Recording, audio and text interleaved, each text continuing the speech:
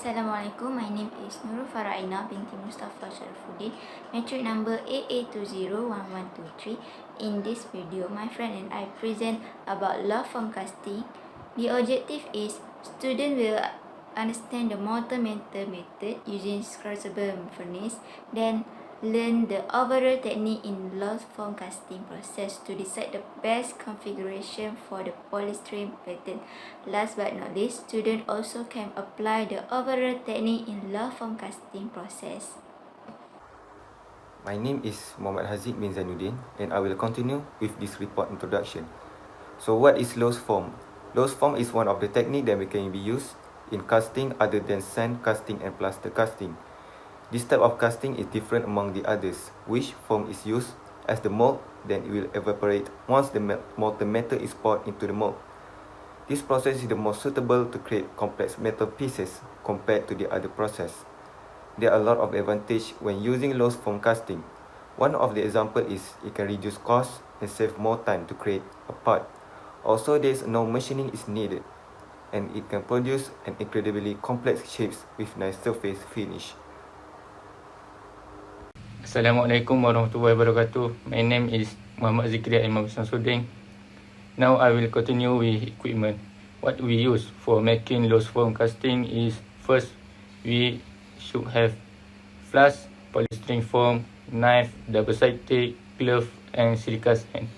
For safety wear, we need have eyeglass, heat-resistant glove, aprons, and the material we use is aluminium. Next, we will go through to the process. First of all, make a product model out of polystyrene. Next, glue the getting structure of polystyrene model together and let it dry. Then, fill the mold box with silica sand and place the polystyrene model inside.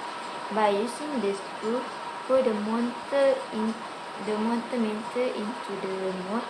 After 1 hour, allow it to cool. Remove the metal component from the mold and you will see the result of law form casting. For the observation, we as a team has successfully created a part which is 50% same as the real pattern. But there is some defect that we can observe from our product, which the first one is dimensional shapes are not good. This defect may cause of insufficient when pouring the molten metal. Next, as we can see, the surface of the result looks very rough, which may cause of sand sticking. The third type of defects is internal defects. The blowholes from the surface may cause of porosity.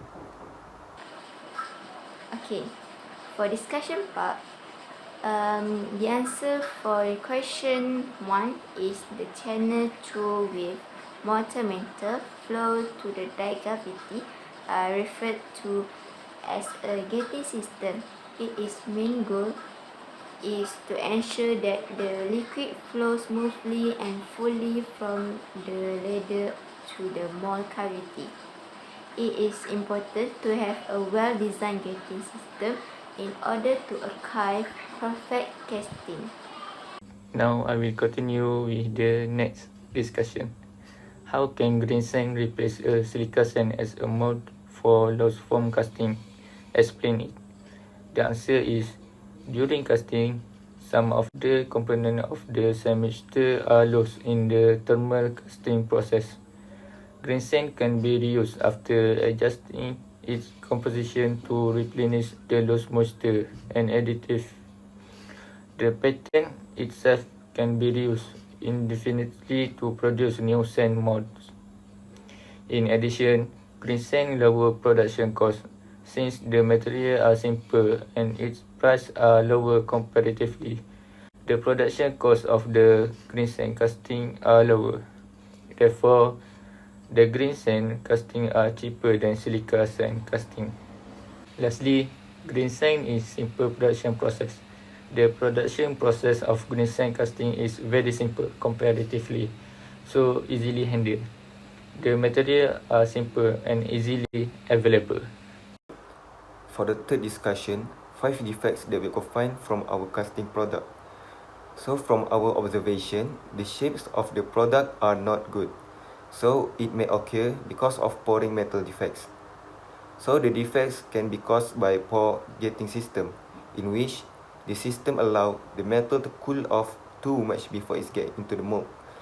So to prevent it from getting defected, the gating system can be designed to transport the molten metal faster. Next, from the surface texture, we know that the defect is mainly caused by sand sticking, in which the metal and sand mechanical mixture is formed as mechanical sand sticking when the molten metal flows into the sand.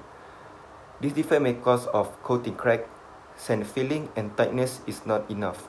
Another factor of the defect is also the sand particle is too large. So to prevent these defects, use fine sand and dry sand, and always keep proper pouring temperature while pour the molten metal. Next defect that we could find from our product is surface protrusion. This defect is because of poor sand filling, which will form a hole beneath the dry sand in the bottom of coating. The defects are also caused by the inner surface of coating, which has small pores and large bubbles, which it will form a metal protrusion in the same size and shapes. So to prevent the defects, we can prevent it by improved coating, drying process, and use suitable coatings to coat the first layer in tin to ensure the quality of coating. Next point of defect is porosity. Porosity is a release of gas in liquid form when cast metal solidifies in the mold. Porosity happens because of the sand got too much moisture, insufficiently gasified sand, and molten metals overly high temperature. Holes tend to show up in the better vented area where too much dampness is present. To avoid this defect, always making sure that the molding sand is dry and permeable. Sand mold that have been rammed too much will lose their permeability, so it's important not to overdo it. Next is shrinkage defects.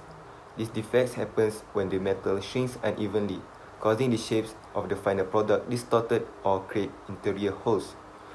This defect is caused by metal being poured into the mold is too hot when the metal is solidifying unevenly.